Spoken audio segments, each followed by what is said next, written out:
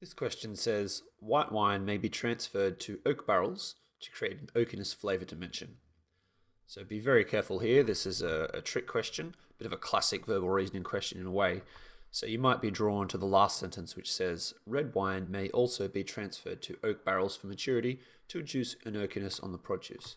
So you might straight away go, oh, yep, this one looks right. Bang, whack, and a true. But if you look carefully here, this says white wine, this says red wine. So that's why this question is not true. Likewise, it's not false because nowhere in here does it specifically say the opposite. So there's no extra sentence here which says this process does not work for white wine, or putting white wine in an oak barrel does not produce an oakiness. So that's why this question is not false.